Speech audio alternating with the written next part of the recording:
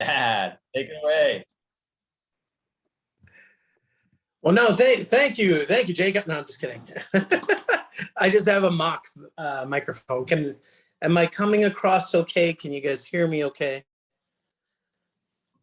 All Yes. right. Well, thank you for it's been a while since I've been a guest speaker. It's been a while since I've been on the meeting, but I want to welcome anyone I haven't met. I see some familiar people. Hello, Maya Jackson. Of course, I already talked to Dan. Let me see who else is in here. Jacquees, what's going on? Oh my gosh. I got to meet Jacquees in person. So I hope everybody's doing good. I wanted to talk to you guys a little bit today about kind of my experience starting through and trials and tribulations. Like Jacob said, like I wouldn't necessarily say you have your fast start. And I got off to probably the slowest start. I think I went 0 for my first 6. And those were my closest friends and family. And I was just like, what just happened? Like, I don't understand. I thought for sure, like those, in my mind, I thought there was no way these people would turn me down for anything, whatever I was selling. But it didn't turn out that way. It wasn't actually until I decided to hop on and watch Lindley talk with somebody in probably one of the most challenging phone calls. It was like a third referral from somebody she had talked to. And in my mind, I was like, there's no way this lady's going to buy anything. And I'm sure in Lindley's mind, she probably thought the same thing, but she stayed the course and she continued the call, and she was able to sell her, I think, 3 gadgets. But it was just powerful to me because I was like, oh my gosh, how did she do that? What trickery, what sorcery did she use? And I just started writing notes down from there. And I took that from there. And then after that, I went gangbusters. And then I elevated myself very quickly. And then one thing I realized during my presentations, as I was going through, it's really easy to get captured when somebody is interested in something and they say, yes, you know what? I want the galley set. Yeah, let's do it. And then you just go straight to, all right, let me get you paid up. Let me get your credit card information. Let me ship it and stuff like that, to the point where you forgot about everything else in the presentation towards the end half.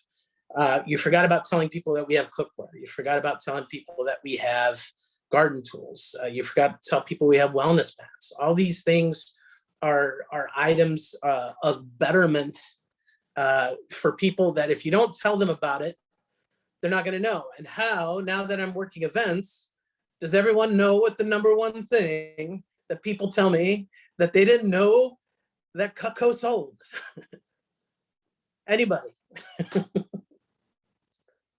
So we have Cookware. a full display. Go ahead. Cookware. Correct. So, I mean, we actually have there's a lot of great cookware out there. I'm not going to take away from some of these other brands. I'm not going to get into it. You guys can do your research on your own, but I will tell you that, having cookware that's guaranteed forever, me being my age, I've thrown away at least 5, 6 sets of cookware. And that's because I bought them for $250 or $350, $400, $500. And they just, after a while, they didn't work, and you only get like a 2-year warranty on something like that. That's where the forever guarantee becomes powerful for you in everything that you're selling. The forever guarantee is your selling point, where you tell people, the cookware is an excellent investment. You need to verbalize it. It's an investment. I understand you're going to spend a little bit of money on it, but overall, you're going to know that if something happens with it, that you can return it and it gets replaced. So, I mean, I feel better if we'd all go buy Lamborghinis if somebody told us that, hey, if I drove it into a pole down the street with no insurance, I could go back to the Lamborghini, dealership, and they would just give me another one. I mean, we would all do that. We would drive away from there and drive as fast as we can and drive like, we didn't care as much. But if you're investing, and you know that it's a good investment, you feel comfortable with the product. So many people, me and Josh worked the Kane County Home Show this past weekend, and how we have things set up. Our knives are front display, but our side tables, we have the cookware and the accessory items. Once you start talking to them, engaging them about knives, then people go to the cookware and they go, I had no idea you sold cookware. And a big reason that is because we get so excited about the sale. I sold one knife, I sold a bread knife, that you forget to continue the presentation. Keep in mind that you should have allotted yourself 45 minutes to an hour for your presentation. So don't short yourself. If you've run long, you can still continue to show the additional slides. You can just skip the videos. There's a wellness mat video, there's the cookware video. You could skip those, but just educate yourself on those products a little bit more. So as you get to that screen, you show them and let them know, hey, we have these wonderful wellness mats. Do you have issues with your back? And actually, I presented to a chiropractor, and his response to me when I got to that slide was, oh, that's interesting. He goes, you guys do the wellness mats too? He's like, I didn't know that was Cutco. It's someone that we work with, but I mean, the wellness mats are a big part of business and adding value to people spending more money with you overall.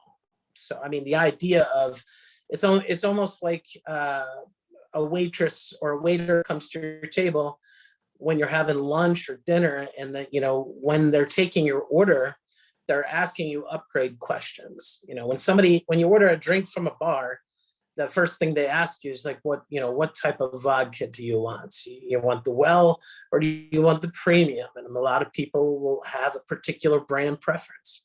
So, I mean, you need to, the purpose of the demo presentation, and I'm sure everyone's familiar with it by now, is to add value and to make sure that they know that you have a product and that they should buy it from you. And the reason when I say they need to invest in you as the person. So your rapport and how you book that appointment, your first couple of minutes should be spent promoting yourself in terms of what your goals are, what drives you, what motivates you, and trying to relate that with the person that you're presenting to, and then get into it, have some enthusiasm, get jived up, because you're working with a product that's been around since 1949. There's not a lot of things that have been around since 1949. I'm out at almost all these farmers markets locally and markets, and these people just come up to me, and I think it's awesome when someone tells me they've had their Cutco since 1956. Think about that, 1956, what? And my first instinct, it was like, 1956, what'd you buy your Cutco when you were 2? And then, you get a good laugh on it, but it's relating to people. And, you could do something else if you wanted to right now. You could go work an 8-hour shift somewhere, but I think there's value behind working with a brand that's reputable and building a schedule on your own time as a younger person. If I knew about Cutco back when I was coming out of high school and beginning college, I would have jumped on this in a heartbeat, because this is something I could have made extra money on, and it is something that comes naturally because the product's great. And it's funny how many people I run into, and I want you to understand that I've been rejected so many times trying to sell Cutco. So I don't want you guys to feel bad, but I don't want you to think about the why they didn't buy. I want you to think about what you could do next time and how you presented it to the next person. I don't want you to think about why. Think about what you're going to do next time. Because if you think about the why that person didn't buy, it's going to drive you mad. Trust me. I get upset if I spend time with somebody. When you spend 35, 40 minutes with somebody and you don't get that sale, I get it. There's plenty of people that take up my time at events, and it's taken me a while to learn how to, and I told Jacob the other day, in events, I've got 5 minutes to get you educate you, and possibly gain a sale from you. I've got 5 minutes to do it. And in that 5 minutes, I got to get you to like me. I got to get you to love Cookware. And by the end of it, I got to get you to love me. So, I mean, if any of that makes sense. But everything that we're selling is of value. No time than the present are people in their kitchen more. No time in the present are people renovating their homes or renovating their kitchen more. And a lot of people that you're talking to, they've been wanting to invest money in something, but they just need to be educated on what we offer for them to make an educated purchase. So, I mean, you're going to run into some obstacles, but that's where Jacob and Seabass and Maya Jackson and Jaqueezy and Lindley, that's where all those people come into place.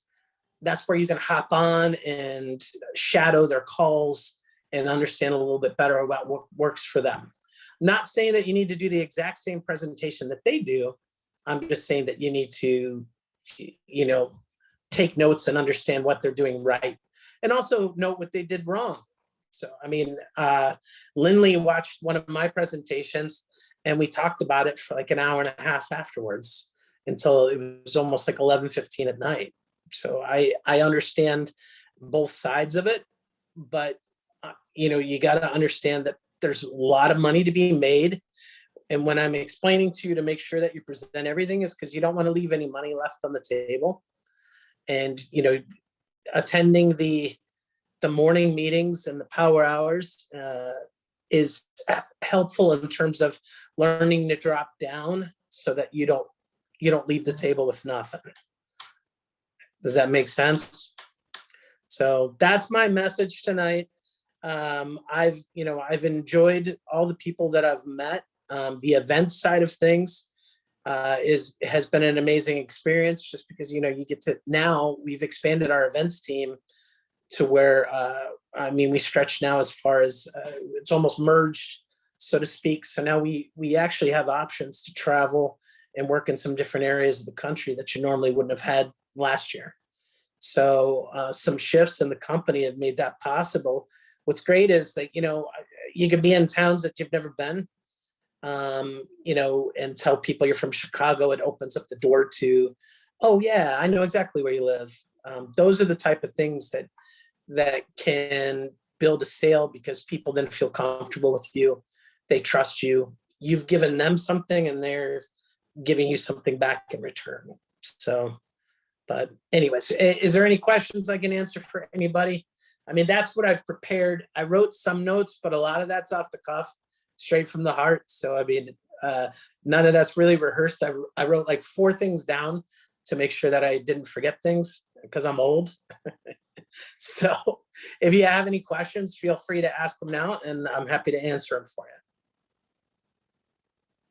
All right. Well, before people ask questions, I just want to say, let's give both some snaps, bringing the fire, bringing the authenticity, bringing the heat today about just, a lot of the different concepts that, are oftentimes overlooked by, representatives and even managers sometimes.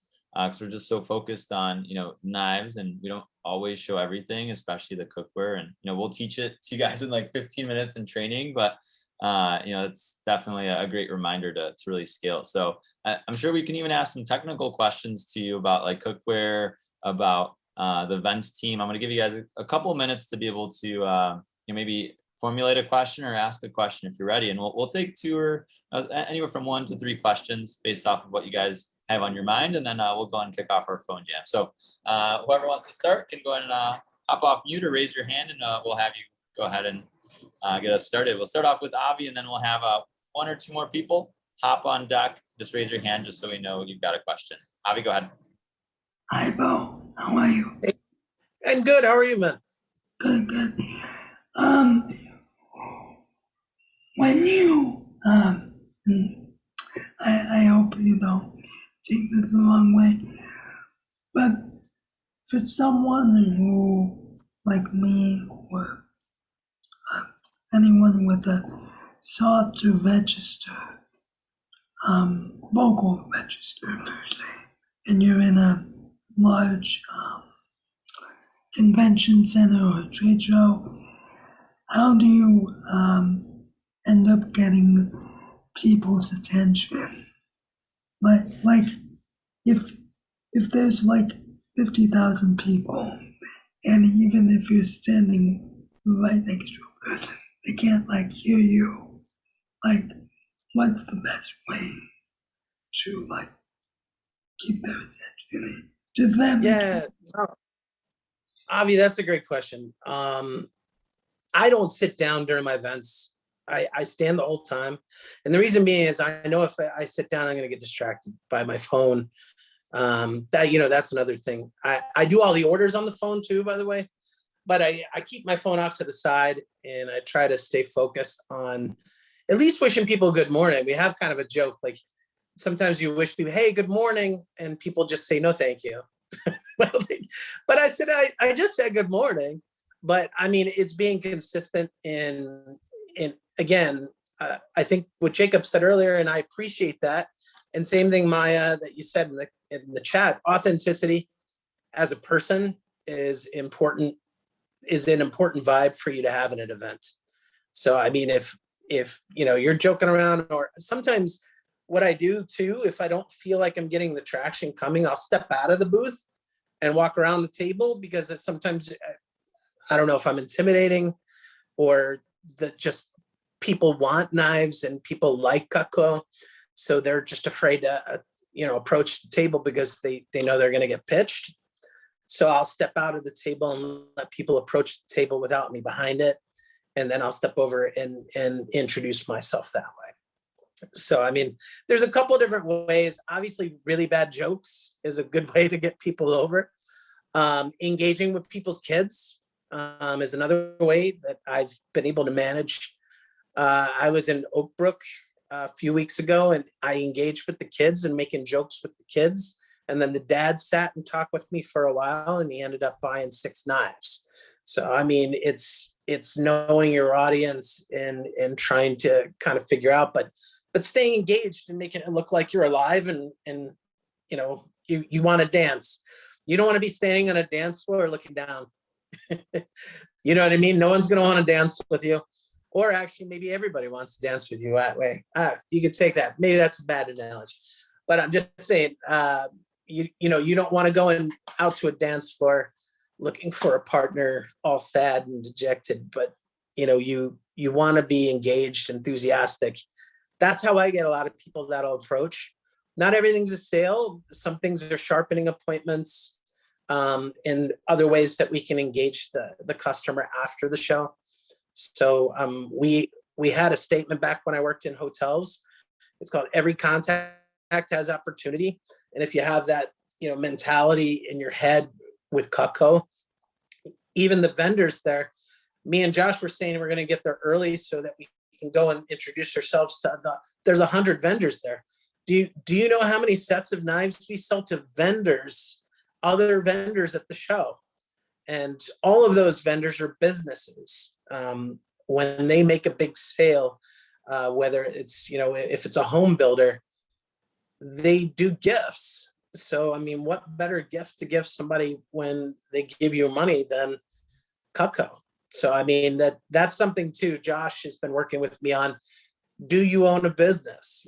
That's another question in your presentations that you do when you're talking with somebody that you're not familiar with.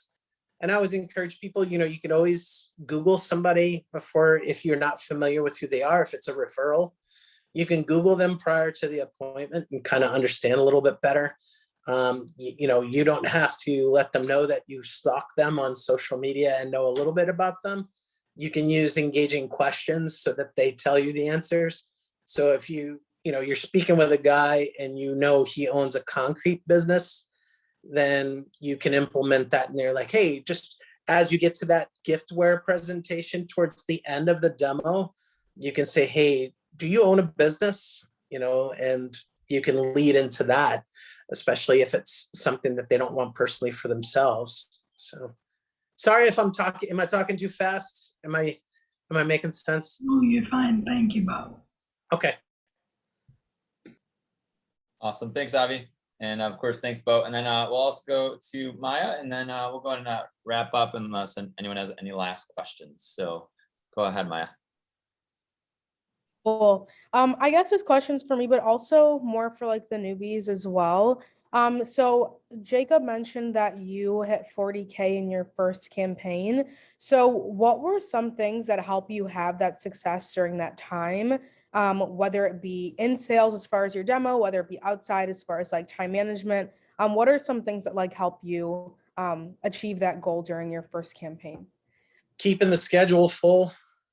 So, I mean, I know when Jacob's talking during the meeting, the more appointments that you have, the more money that you made at the same time. You know, being clear and letting people know kind of what your intentionalities are, that, you know, it's something that you're working on for yourself. And you have to have people invest their time and give you 45 minutes, but also you have to value yourself enough to know that that's your 45 minutes too. So you got to make sure that when you're in that appointment that you're not intimidated, that it's their 45 minutes. It's your 45 minutes and their 45 minutes. Sometimes I felt too, and I felt it with different people, you know, when you get referrals from like friends and stuff, friends' parents that maybe you're not as familiar with, you could see, you know, where the presentation was going at different points, but you still have to keep going.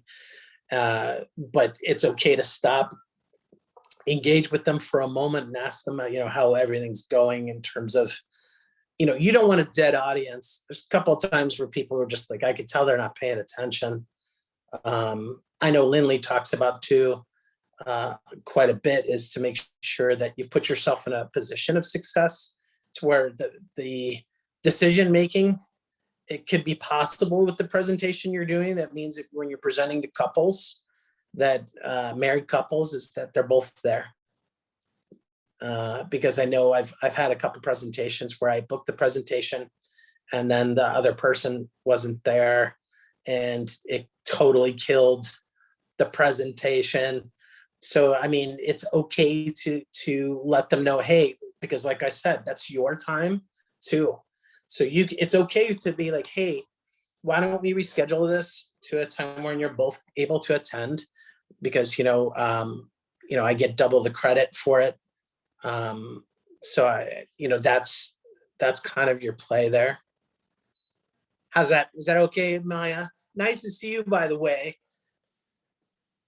I know you too. It's so funny when Jacob was saying how you started like late December, early January, because like I started the next month and it was just so long ago, I feel like.